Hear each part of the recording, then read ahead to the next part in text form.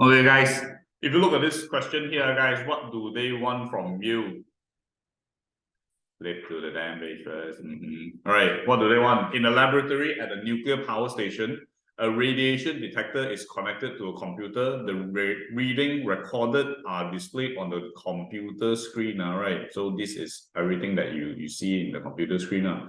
The detector is switched on 10 minutes later. At time equals to 10 minutes, a small sample of radioactive material is removed from the nuclear reactor and placed near the detector here. So basically what happens is this detector had some reading initially. Then after that, when you place the radioactive material near the detector, the reading jumped to 84, right? It will be somewhere around 84 counts per minute. And the readings are recorded for further 40 minutes as shown in figure 11.1, right? Then first and foremost, the first question they want from you is, using figure 11.1, determine the background count rate in the laboratory here. So first and foremost, they already asked you to find out the background radiation count already, right? How much do you think the background radiation count is, Rockwell? How much do you think it is?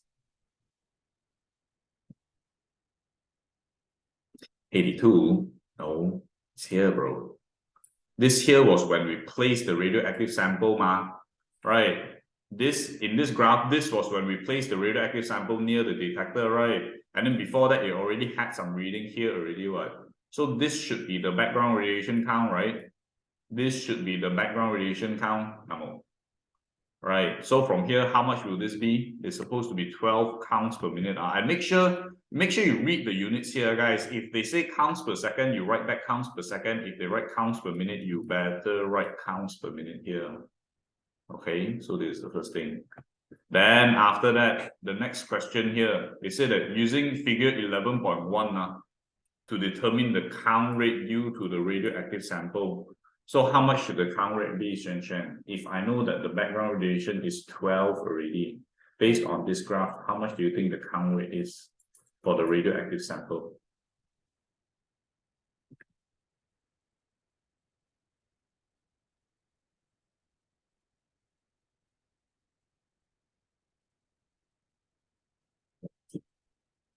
$84? No, that's wrong. Let's ask someone online. Anyone online knows the answer to this? Anyone online that did the homework for this part here? 72. Good, it is 72. Why should it be 72? Because like I've mentioned, initially this is the background radiation, right, which is known to be 12 already, right? Then after that, I placed the radioactive sample near the detector. It spiked to a reading of 84. Then by right, this 84 is inclusive of the background radiation, right? Meaning to say the radioactive sample is 84 minus 12, which is only 72 counts per minute. So here you should be 72 counts per minute. Yes, once again, do your homework, because if you don't do the homework, it's the GG. Right. Anyways, from here, the last part here, they ask you to find the count, the radiation count of 19 minutes, which if you just use a ruler here, right? If you use a ruler here, this is 19, right? All the way up, and then you all the way towards the left here. I mean, it'll be somewhere around here, right? Yeah, this is like, I think 21 lah, right? This is 21, right? This one here will be 21. So of course you have to take into account that the background radiation is still there. So you're supposed to use 21 once again minus 12. And you're supposed to get 9 counts per minute. You're supposed to get 9 counts per minute. Yes, everyone. Right. And then finally, the last part here, use the values obtained in B to estimate the half-life of the radioactive sample. Guys, if you have already identified that this part here is 84, right? And if you minus off the background radiation, it is 72, right? After one half-life, how much will it be? How much will it be after it goes through one half-life? Good, it'll be 36. And if it's 36 here, all you need to do is plus back the 12, right? Because I keep saying this over and over again. Background radiation will not decay. Background radiation will not decay. And the detector will always take into account the background radiation. So all you need to do is 36 plus 12, which is obviously 48, right? 48 from here you start finding, where's 48? 48 is somewhere around here, all the way here 13.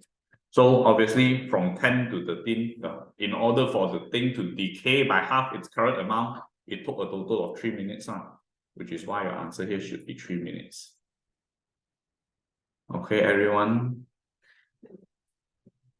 Because it starts off with 10 already. On minute 10, only they bring the radioactive sample close, right? Then after that, 13 minutes, it decayed by half its amount already. Right, so it should be 30 minus 10 which is obviously just 3 minutes here. Okay? Right, I'm going to go through this real quick, guys. If you don't understand, please make sure you voice out, because at this point, if you don't voice out, it's a G.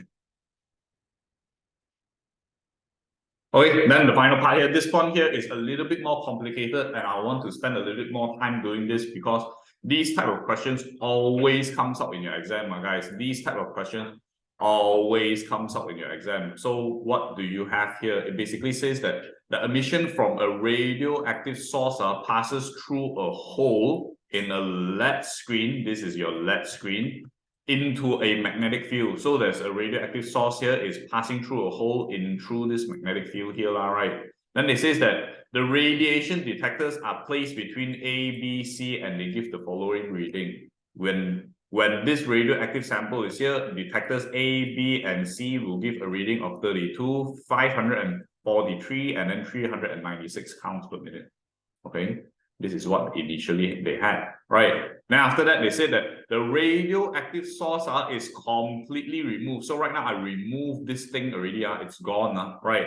And the readings become as follows. A will become 33, B 30, C 31 counts per minute. As you can see, A, when the radioactive sample was there and not there, the radiation count didn't drop a lot. In fact, it even increased a little bit. B, it dropped down a lot, and C, it dropped a lot also, right? So the first part, the first question they want you to see is explain why there are still counts being recorded on A, B, C, even when the radioactive source has been removed, and give your reasoning for it being slightly different. This is clearly due to what, guys? Good. It's because there is background radiation, right? Even after I remove this radioactive source here, right? The readings on A, B, and C, they still have a count of 33, 30, and 31 here, right? Indicating that this is obviously background radiation which is true to a certain degree, right? Not to a certain degree, it's true, right? Because you see, initially with the radioactive sample, it was 32. Without, it became 33. It means to say it's fluctuating up and down, right? You can see that it doesn't always just go down. The background radiation, it could fluctuate up and down, right? And because it fluctuates up and down here, then obviously you're supposed to write the idea of background radiation, right? There is background radiation in the lab. This is the lab. Shit, what's this? There is background radiation. There is background radiation, and background radiation is always randomly fluctuating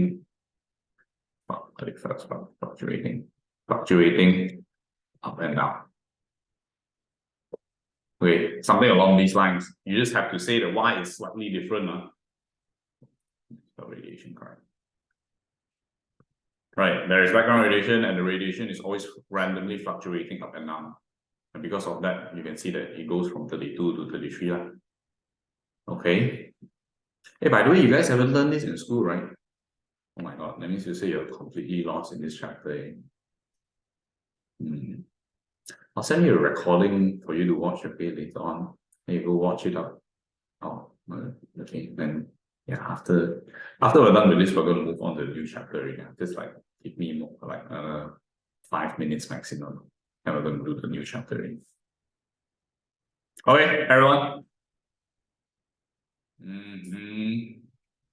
Why she can do the homework?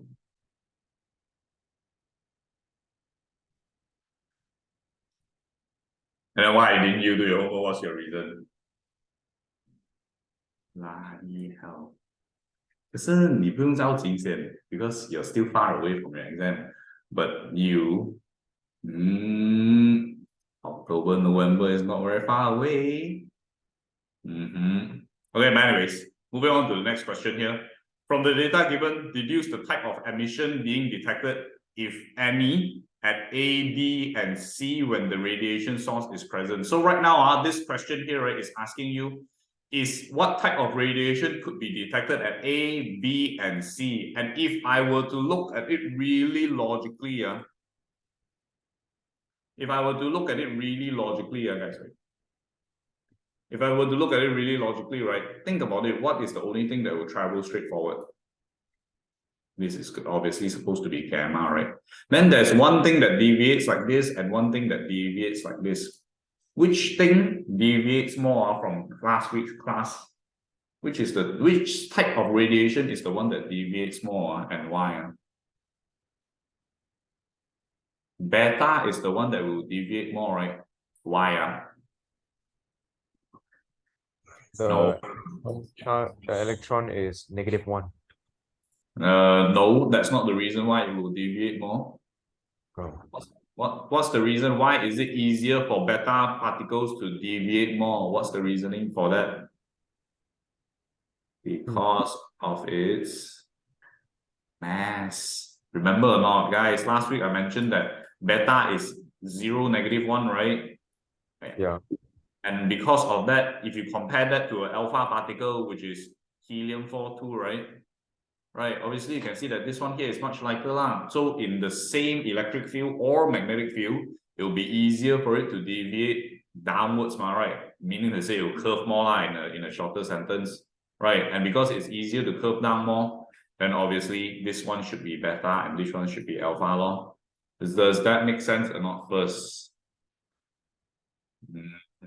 And if that makes sense, right, looking from here, if you have the whole idea in your head already, then it should be easier, right?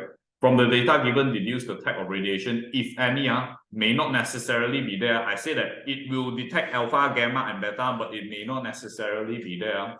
Because if I look at the radiation count from A, it dropped from 32, not didn't even drop, increased from 32 to 33, right?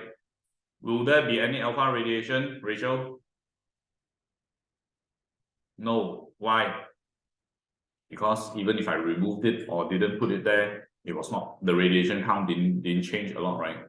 So from here, you're supposed to state that there is no one.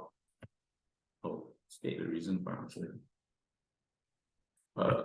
No alpha particles or radiation. No alpha radiation was present because the count rate did not change even after removing the radioactive sample.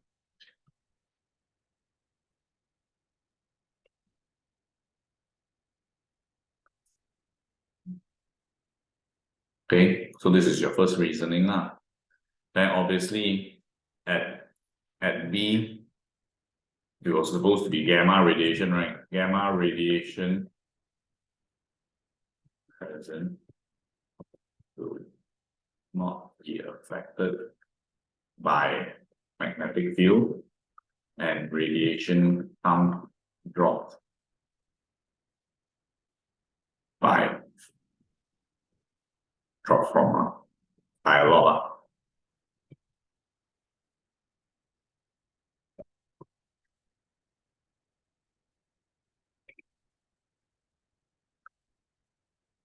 Then finally C, same thing also, right? Beta radiation was present because it deviates, or if you want to write, you say curves more. It curves more in a magnetic field because it curves more in a magnetic field due to its lower mass.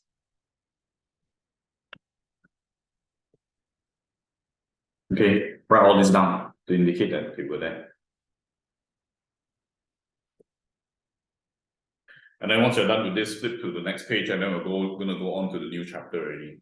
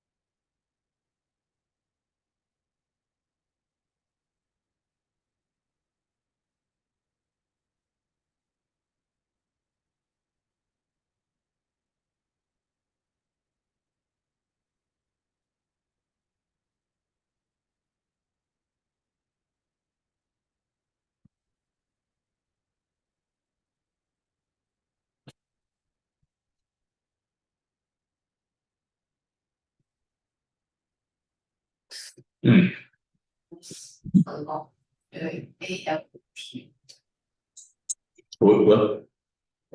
in the detector. The biomagnetic field that radiations comes from. Because it will not be affected. It will not be affected by magnetic field and radiation count ALT. a lot. Oh, it's just like a slang. Actually, Oh. you know, you could say that drop by a significant amount if you want to use the proper English. But if not, should be acceptable. You could write drop by a significant amount when the radioactive sample was removed.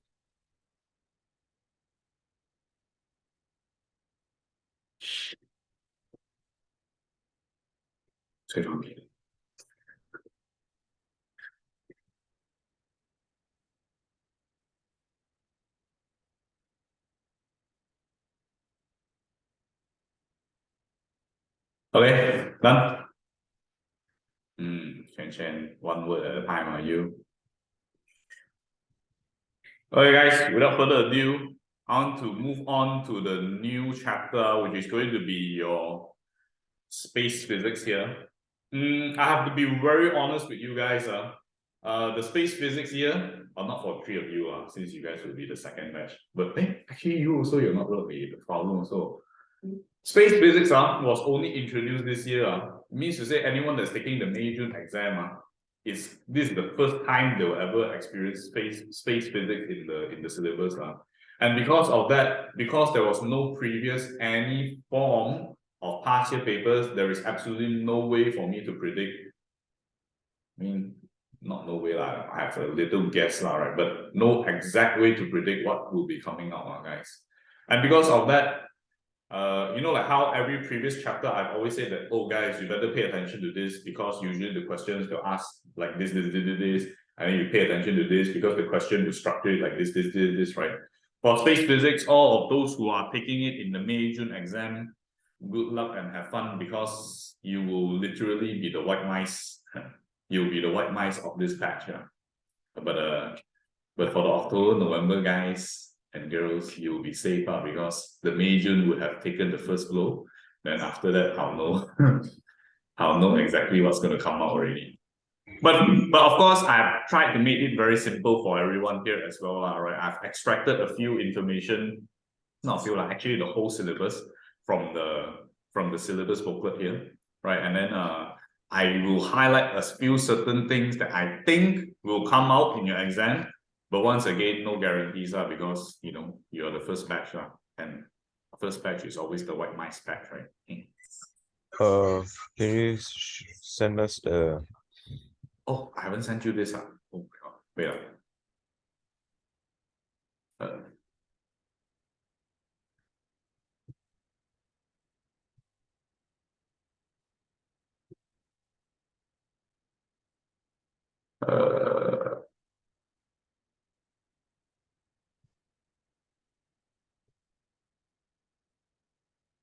Okay.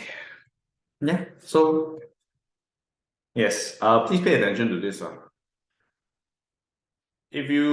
just going to give you a run through of what we're going to learn today, guys. First and foremost, we're going to learn how the Earth rotates around the sun. Contrary to many historians believe, we always thought that we were the center of the universe, and some of you guys may still think that the world revolves around you.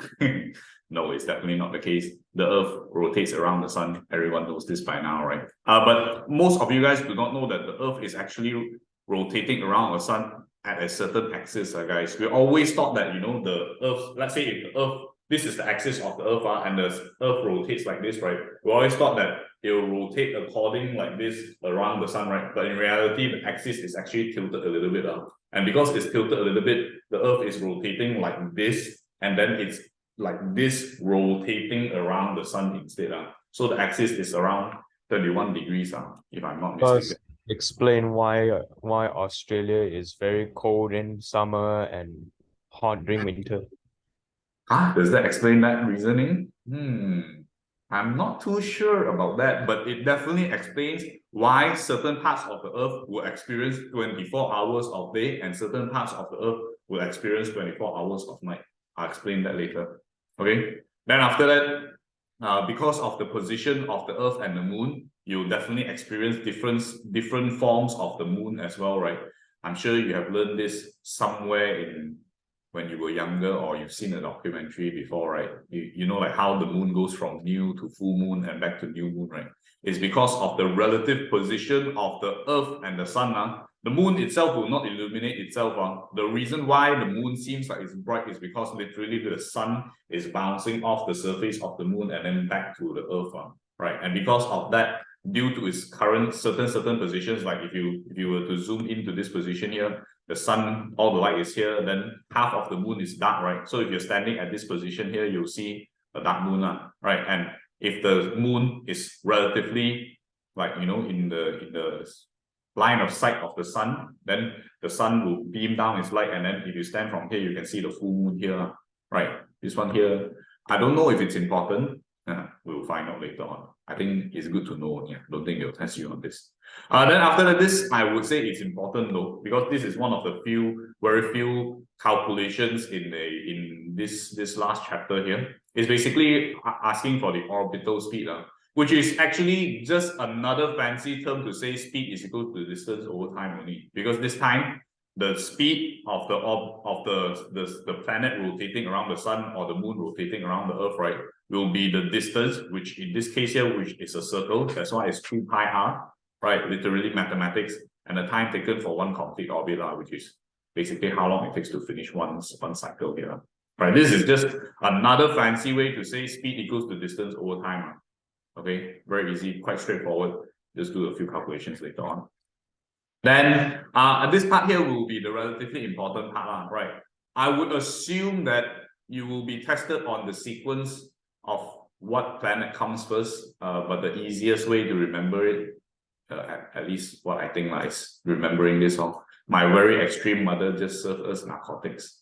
For those who don't know what narcotics is drugs, any form of drugs. Yeah, drugs. I mean, I'm not saying any of your mothers are serving you narcotics, right? But usually the weird things are the easier ones to remember, right? So just remember, my very extreme mother just served us narcotics: Mercury, Venus, Earth, Mars, Jupiter, Saturn, Uranus, and Neptune, right? There used to be Pluto also, but they removed it because they say it was not a planet and became a dwarf planet, guys, right? And then I would say that this part is also important, guys. You need to understand that the rocky planets are actually closer to the Sun, right? And the more gaseous planets, which are lighter, will be blown further away from the Sun. I will assume that this will be tested in your exam, but once again, I don't know. It's just a hunch, right? It's good to know, right? Then after that, you're gonna understand how the whole universe was built through the accretion model. I have a video for you to watch later on. This video is actually damn informative. We'll watch this video before we talk about this, but this is basically, this accretion model of the solar system is basically like how the whole solar system was formed. If I want to put it in a very simplified summary, it's basically like there was something in the middle, right, which was higher mass, which has higher, because of mass is directly related to gravity, by the way. That's why the gravity of the Sun is higher than any of our planets here, right? And so initially it started spinning. As it started spinning, it started sucking in more and more materials, right? And then because it sucked in more materials, it became larger, and they had more gravity, and it sucked in more and more and more and more. Eventually, the whole solar system was formed, right? This is going to be important. Like if they were to test anything, I would put my money on this thing.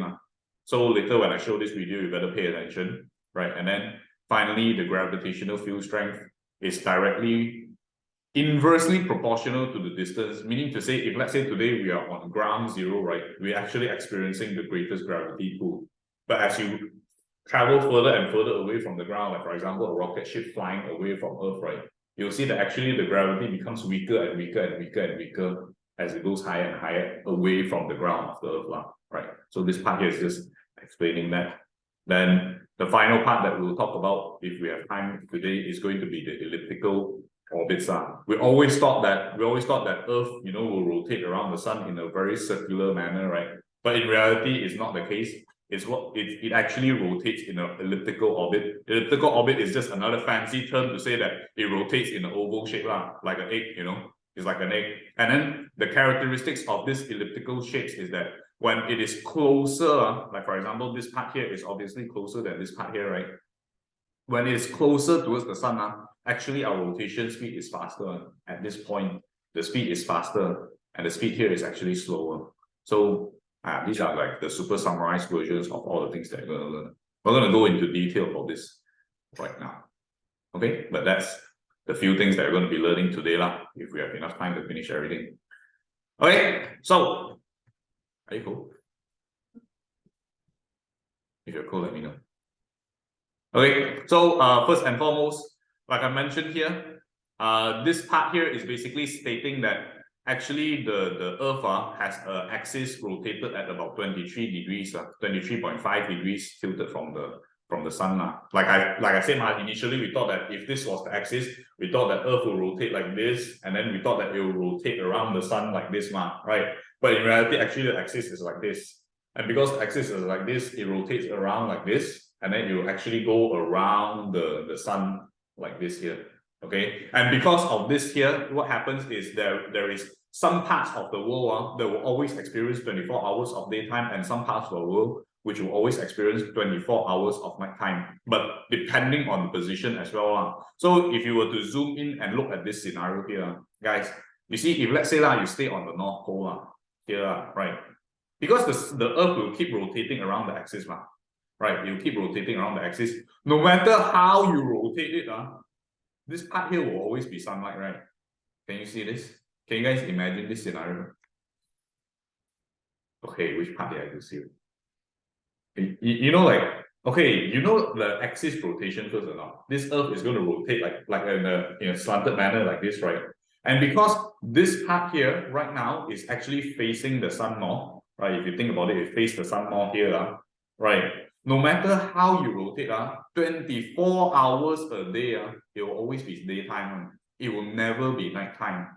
Because where we stay now is roughly around here, right?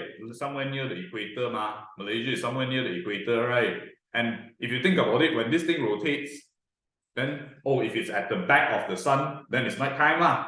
If it's at the front of the sun, then it's daytime. Then back of the sun, nighttime. Then front of the sun, daytime, and so on and so on and so on, right?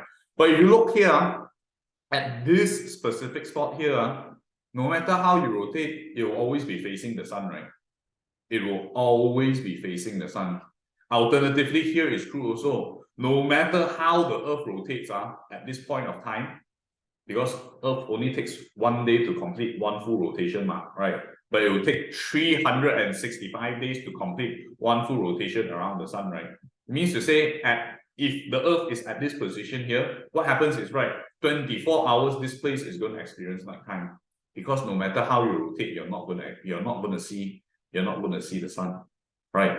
But this will only last one season only, because there's 4 seasons in total, right? Summer, autumn, winter, and spring, right? So depending on the position of the Earth also, maybe, okay, right now this season, I experience 24 hours of nighttime, right? Once it reaches a different season, right?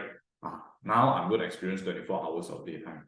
And then this year, just now, was experiencing 24 hours of daytime, right?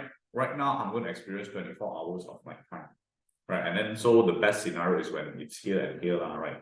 Because here and here, for sure, it will be like equal time, 12 hours. 12 hours, you'll be facing the sun. 12 hours, you'll be facing away from the sun due to the rotation. So because of this, what happens is, depending on the season, some places on Earth will experience 24 hours of daytime or nighttime. And I've seen a very interesting YouTube video about the 24-hour time lapse. Let me just share you this one. 24-hour time lapse of daytime.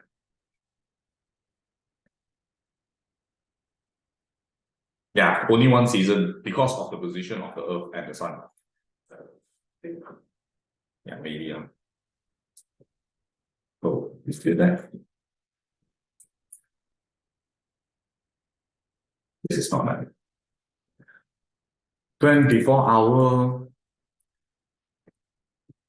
of sunlight. Alaska.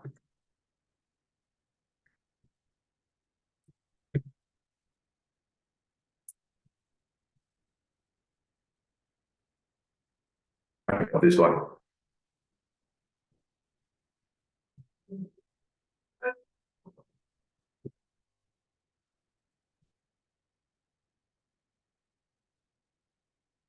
Look at this. The sun, when it's about to set, right, because of the rotation of the earth, it will never really set. Meaning to say, it will keep going on and on and on and on for 24 hours from morning until morning. 24 hours. The sun will never set because of the axis of the sun. This one here, this video here, right, is the one that I showed you just now, where you experience 24 hours of daytime. Never nighttime, because of the position of the earth and because of its axis. Sorry? Huh? Alaska, somewhere around the North Pole or the South Pole. Somewhere. I've seen a better time-lapse video actually. Let me find a.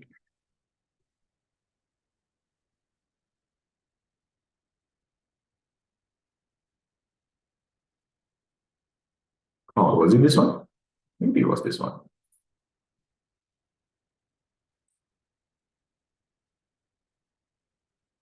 Speed up the video faster lah. Okay. Oops.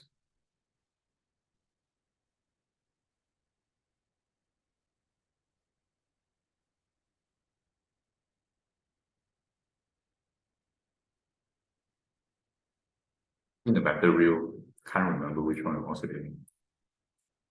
But 24 hours on, no matter how, you see, like no matter how, right, the sun will not set because of the position of the sun and the earth. Can't find it for some reason. Let me try to see if I can find it. Time lapse.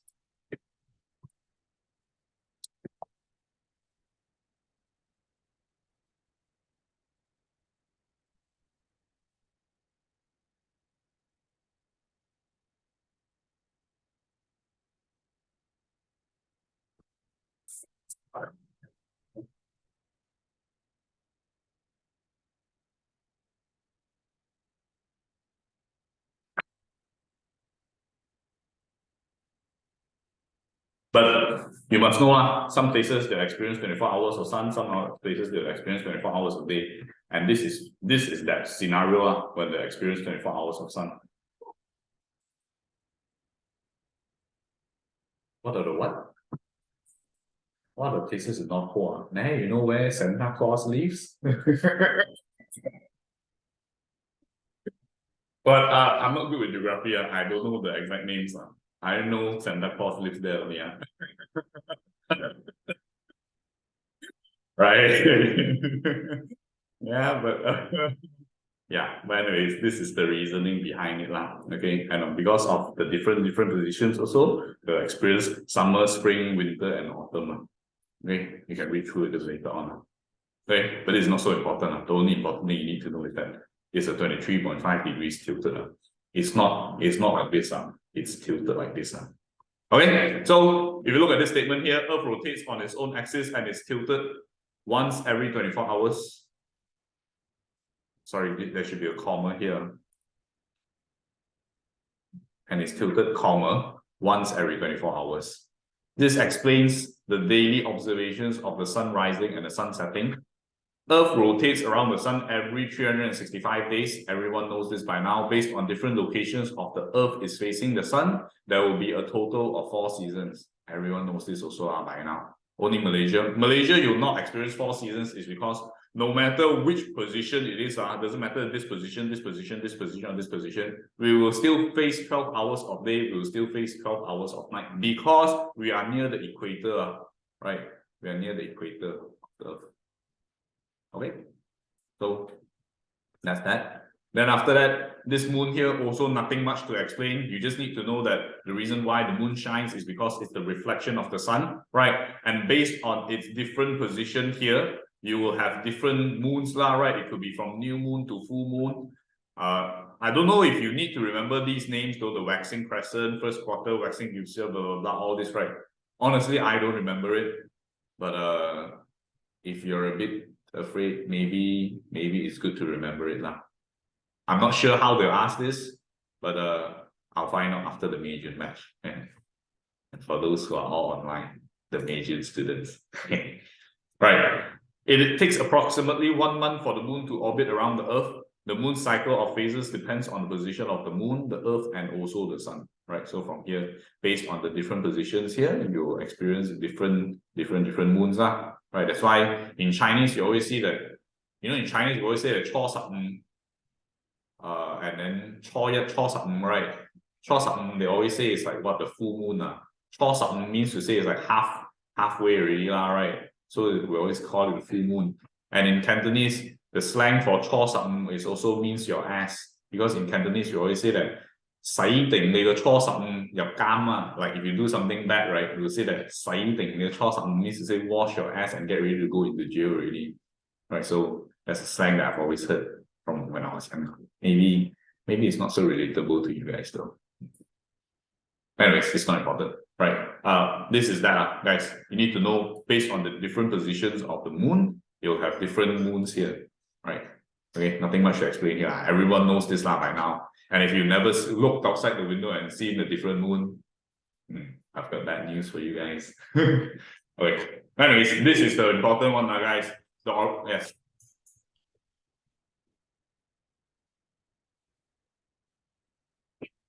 You mean like this one? Because it's not really at the back, it's like relative position or at the back. Right? So like you can imagine like, okay, this is the sun right now, this is the earth, and then this is the moon. Right? So when the sun, it beams onto the moon, from the earth, we can actually see it. So the sun, the moon, and then the earth is somewhere around here.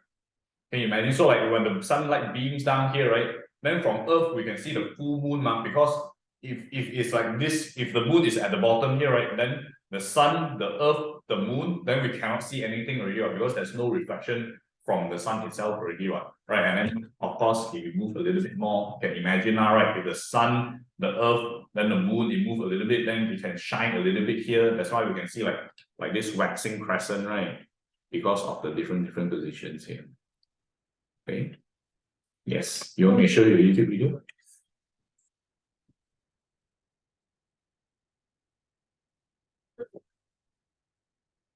No. Waning, I think waning means to say it's like about to fade back into black.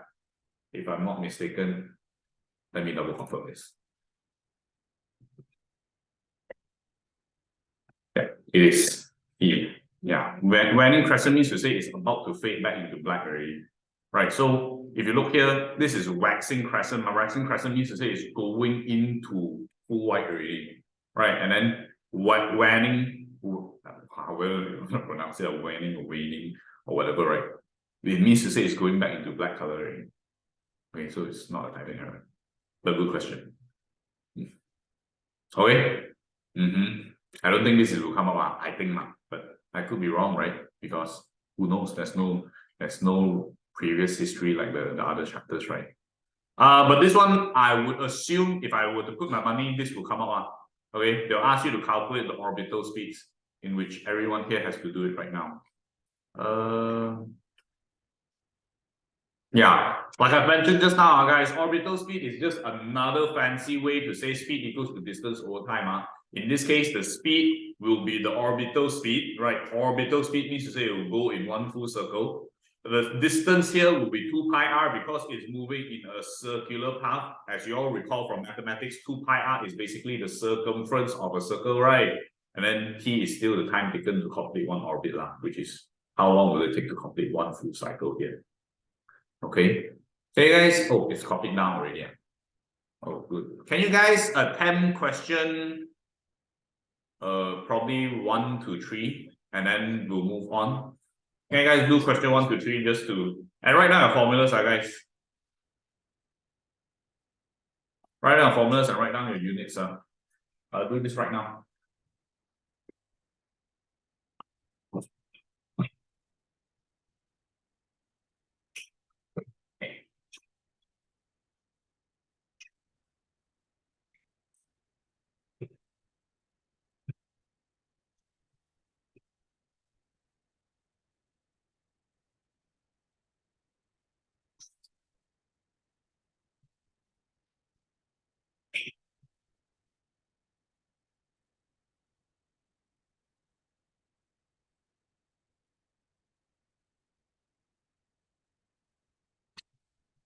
Yeah.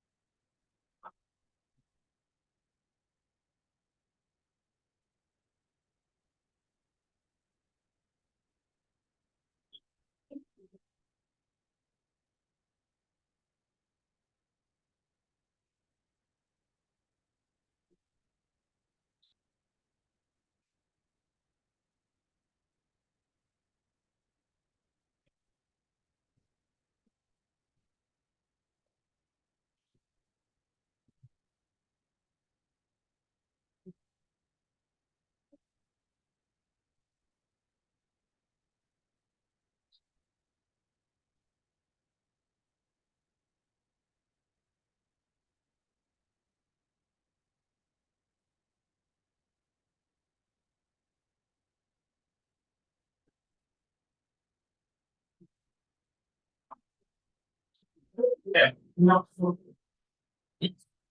Okay. Or one. You find out what's the radius first lah.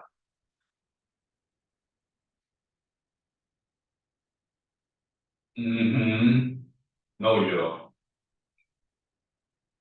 you're supposed to find the orbital speed, right? So you need the radius and you need the total time taken, right? So in this case here, in this case, it'll be 6,400 plus 560, right?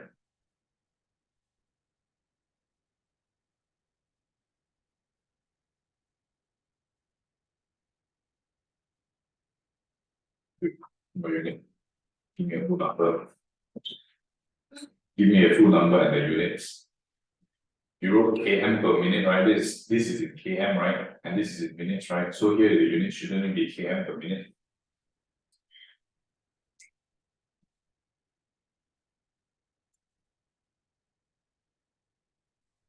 Change the window. Sorry? Yeah, you can, but I think you don't need to lah in this one. But that once again, I'm not sure. But if you write down the proper units and everything, it should be fine, right? You don't have to purposely change it.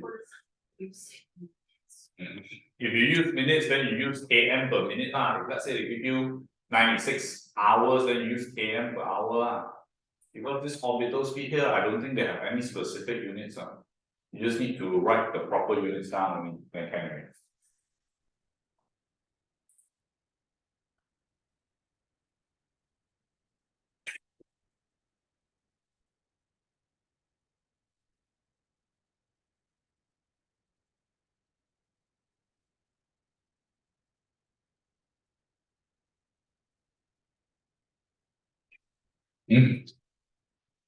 Wait, are you sure this is how you do it? Wait, yeah, algebra. Okay.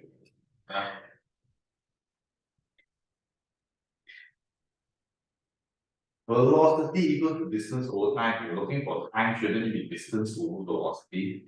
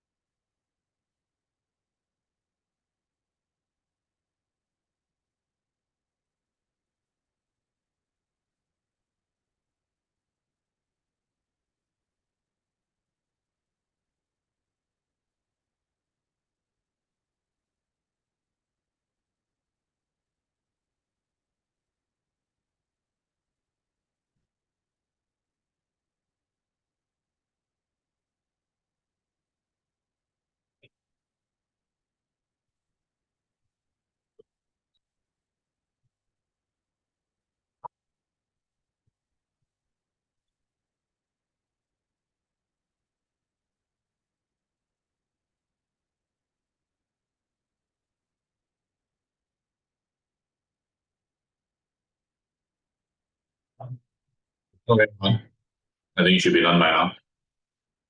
Right. Just a quick one, guys, just in case you got it wrong. First and foremost, you're supposed to find orbital speed here, right? Which is obviously 2 pi RT lah, right?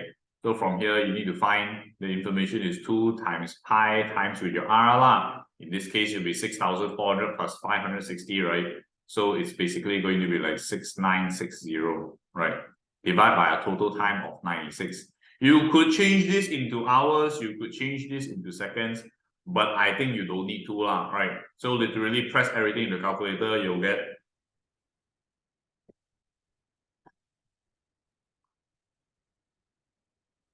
is it minus? Radius of the Earth. This distance above the Earth is this, and the radius of the Earth is this one. So it means to say, from here, this is the center. The radius of the Earth is this, and the thing is another 560 away, right? This is 560, and this is like 6,400, right? Of course. Right, if you look at this here, it's always from center to the center, ma. Right. Okay. How much will you get for this in 3 significant figures? How much is the answer? I don't have a calculator. 29/12 pi. What? So what do you say? 29/12 pi. 29/2 pi No, 12. over 12 pi. That's what I get. Nice that number. Are you sure? Okay, give me a calculator. I want to calculate myself already. 2 times 6960 divided by 96. It's 145, right? What the hell? That's because I did it in seconds. Oops. Oh, okay. All right. I mean, it doesn't Yeah. matter if you did it in seconds or whatever, all right. But at the end of the day, you better write km per, for me, is minutes. If you want to do it in seconds, it's fine also. If you don't want to leave it in pi, it's acceptable also. So if you didn't leave it in pi, right, it will be 2 times pi times 900, 6960 divided by 96, which you'll get 455, 455 km. Yeah, 455 km per minute. Yeah, it's supposed to be 456 actually. 456 km per minute. I mean, to standardize everything, let's not leave pi there. Let's go with the exact number, like km per minute. Anyways, actually, you're not supposed to allow to do pi. You're not allowed to leave pi there in your answer because like leaving pi there is just a way to be lazy, which is what I did. Okay, let's standardize it and not allow pi. Then from here, The same thing for this one also. This is obviously your radius, and this is obviously your time, right? So from here is literally once again 2 pi r over t, which in this case will be 2 times pi times with your, oh my god, damn big number. You are like 27.3. If you press this in your calculator, you get like damn big number also. But your units will be different this time. It will be 88470 km per day. Right, because you're using km and days, right? Yeah, like we 7 but yeah, we 7 Okay. And then the final one here, it will be like this time you're given the speed, right? But this time it's in km. So you either change this into km per second or you change this into meters. Do you do that? Absolutely not. All right. So once again, velocity equals to 2 pi r over t. In this case here, it will be like, I'll change this into meters, which is 1,000 meters, right? It will be 1 million km per day. And from here, if you're looking for t, is essentially 2 pi r over b, right?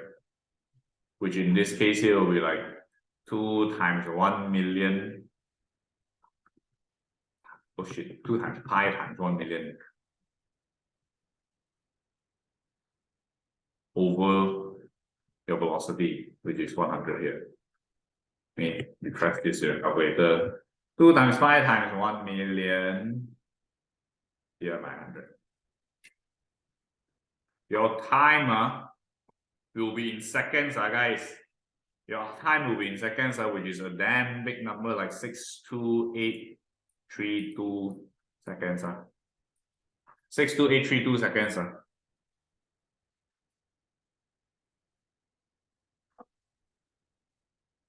什么？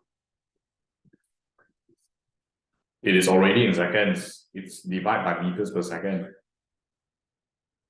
你知道为什么吗？这个已经是 meters 了，这个是 meters per second 了。Right. So your answer for sure will be in seconds. But however you do it, it's not important. The formula is important, guys. The formula is important. Make sure you know what you're doing. And always look at the units and your algebra.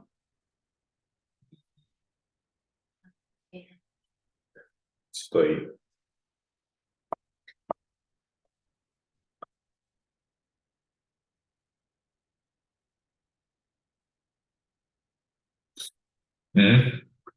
Okay.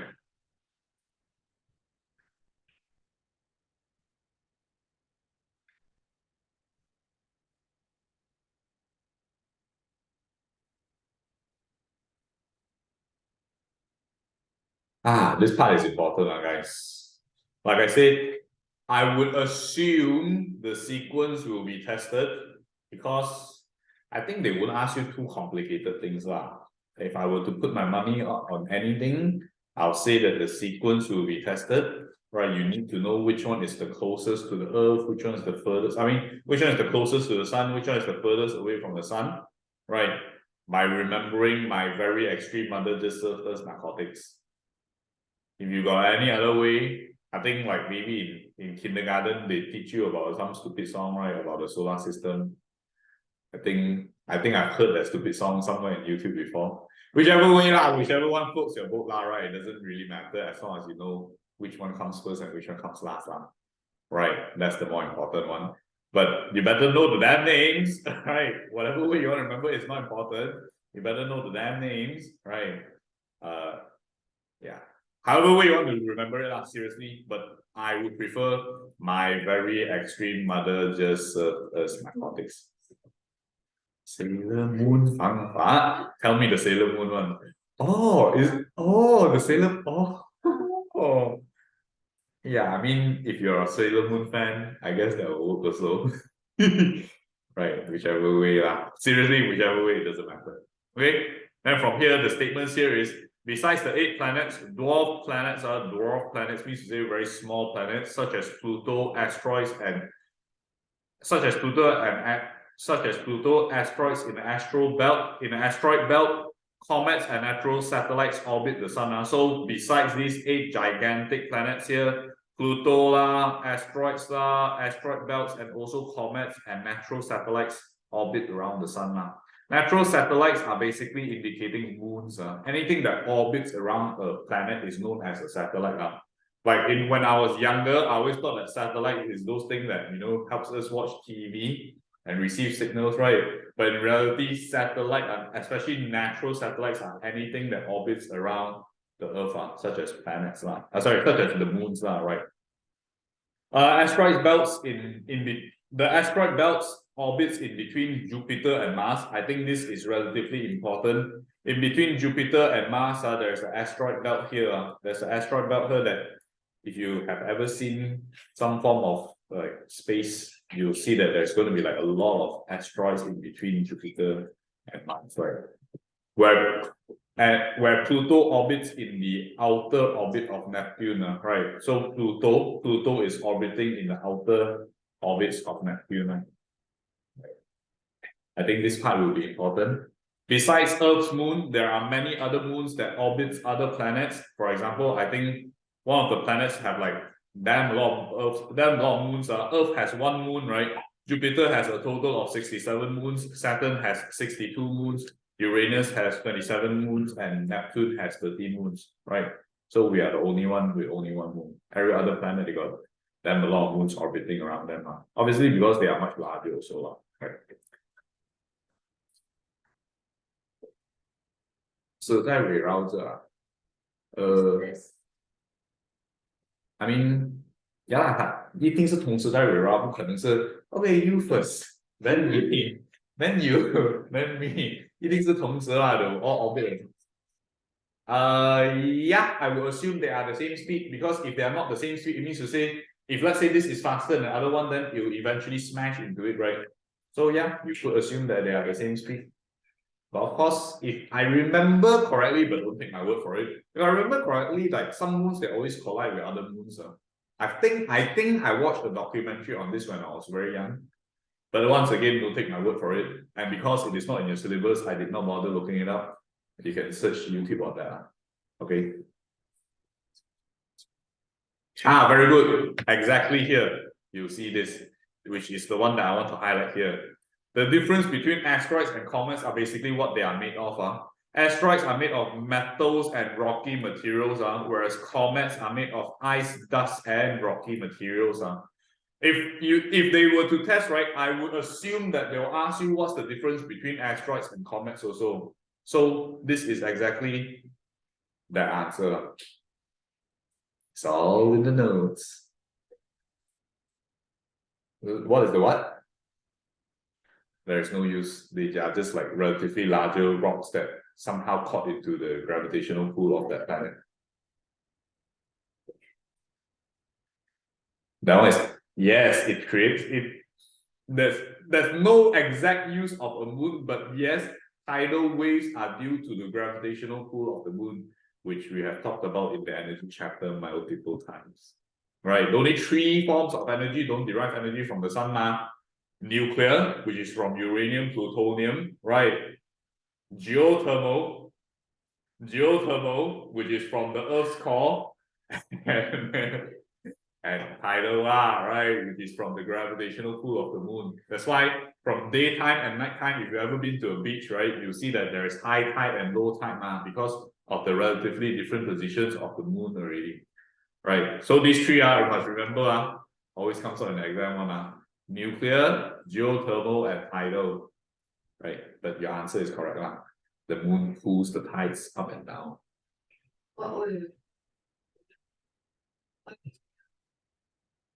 Oh, because she asked me what's the use of the moon. There's no exact use of the moon, right? It's just relatively bigger rocks that somehow caught into the gravitational pull of that planet and then orbits around it. Okay, anyways, this one here is also important, right? Which we'll explain later on why. The 4 planets closer to the sun are more rocky and small, such as Earth, whereas other 4 are gaseous and large, such as the other 4. You know, like these other 4 here, Jupiter, Saturn, Uranus, and Neptune. They are relatively larger, right? Because these planets are made of more rock. They are made of mostly rocks, right? And these ones here are mostly made of gas. Okay, and because they are gas, they are relatively lighter. When the solar flare came, it kind of blew them towards the outer orbits. Okay. Yeah, rocky planets. These first 4 are rocky planets, and thus they are more dense and more heavy, and thus it was not so easy to blow them further away. Yeah, gaseous, mostly made of gas, and that's why they are relatively larger. Okay, now to the most confusing part of them all.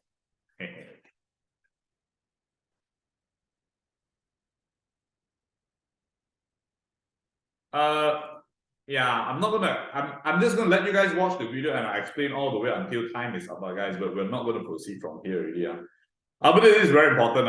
Like if anything, I will put my money on this also if it's coming up. So pay attention to this, guys.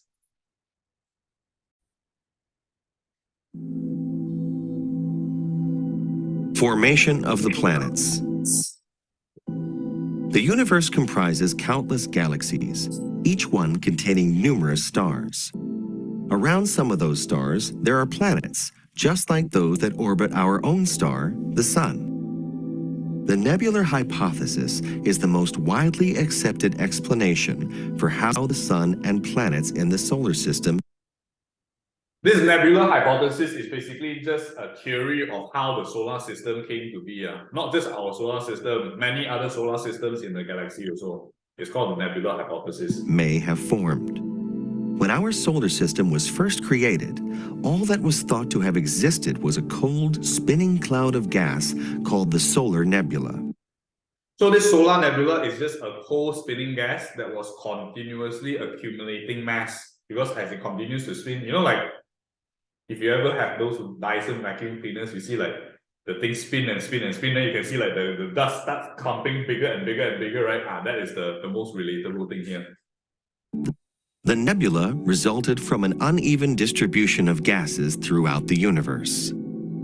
As the gravitational pull began to condense the gas toward the center, Look outside, everybody. I just said that this is important. Everyone is looking outside. the speed of the rotation increased. As the gravitational pull began to condense the gas toward the center, the speed of the rotation increased. This is what they call the accretion disk, because as it became faster and faster and faster, it started to, like, you know, if you ever spin something that's very soft, it kind of flatlines and pull out, right? This is what they call the accretion disk. This caused the cloud to flatten, creating an accretion disk. Matter continued to collect as the growing force of gravity drew it toward the center. So they say that more and more mass started accumulating at the middle because it's like as it continues spinning, it's like the Dyson thing, it continues spinning and all the gas and all the shit will start pumping in together already, right? Eventually, the gas warmed from the increasing pressure. As the mass further increased, the gravity also increased. And as a result, the temperature continued to rise. The key word here is the mass increasing, the gravity keeps increasing. Like I said, right, mass and gravity, they are directly proportional. As you become bigger and bigger and bigger, your gravitational pull becomes more and more and more. Yeah, and then it's like a vicious cycle. Like, you know, like how we can kind of attract like very small dust, right? Like, yeah, I will always assume that there's some form of gravity from us, but we can only attract very, very small things. Just like how the Earth is very, very, very big. That's why it can attract us to the ground. It's the same concept. When you have mass, for sure, of gravity, just how much or how little. A ball of hot gas formed in the center of the accretion disk, creating a protostar, also known as the Sun. Finally, when enough gas gathered in the center of the protostar, the pressure generated enough heat to fuse the atoms, forming a star. Outside the star, matter was forming into clumps of gas, dust, and rock, which created protoplanets. Protoplanets are basically the first phase of the planets, because once the middle starts spinning more and more and they got a lot of mass already, right? The sides also, they start gathering all the dust and particles and everything really. So eventually they clump together and they form protoplanets, which is just the initial phase of the planets. These protoplanets continued to grow as they trapped material in their gravitational fields. Because the protoplanets all formed from the same cloud of gas and dust, they travel around the sun in the same direction and in the same plane. The nebular hypothesis also explains how the planets are arranged. The heat and solar winds caused by the sun swept the lighter gases farther out into the developing solar system. This is why the rocky terrestrial planets, Mercury, Venus, Earth, and Mars, are located closer to the sun. The gas giants, Jupiter, Saturn, Uranus, and Neptune, formed in the cooler outer region of the solar system. The solar system continued to evolve even after its initial formation. Large asteroids slammed into planets, and the planets themselves differentiated into layers as they slowly cooled. Although the nebular hypothesis cannot be directly tested, it is a useful description for how a solar system forms. It explains why planets and the star they orbit usually spin in the same direction and lie in the same plane. It also explains the arrangement of the planets, with the rocky planets nearest to the sun and the gas giants farther away. The next time that you look at the stars twinkling in the night sky, imagine new planets forming using these very steps. This is basically the explanation of the accretion model here. Okay, so in a very summarized version, right, there was a lot of gas and rocks and materials in the space, right? They started forming and clumping together, and then started heating up, and then it started heating up, getting more mass, getting more gravity, and because they started heating up and spinning, all the small little dust and particles gathered around it also, which form protoplanets. Eventually, all the protoplanets also, they get mass and get gravity, and they start forming together to become real planets. And then as they grow and grow and grow and grow, right, what happens is the lighter gaseous planets, they will swept out because they are lighter mass, so it's easier for the solar flares to push them upwards. So only the rocky planets remain in the middle, not in the middle, are closer towards the sun. And because of that, the whole solar system was formed. This explains why all of the planets will rotate in a single direction, and this also explains why the rocky planets are closer to the sun and the gaseous planets are further away from the sun. Huh? What? It's because their mass is heavier, so it's not so easy to sweep them outwards. Okay. All right, guys. Yeah, you can have a read through on this. We'll explain a little bit more on this next week. Then after that, I want to go to the final chapter, and then we'll be done with the syllabus already, guys. So yeah, without further ado, I'm going to give the class to Gilbert because he's going to be waiting outside already. Guys, okay, I'll see you all next week. Bye. Bye bye.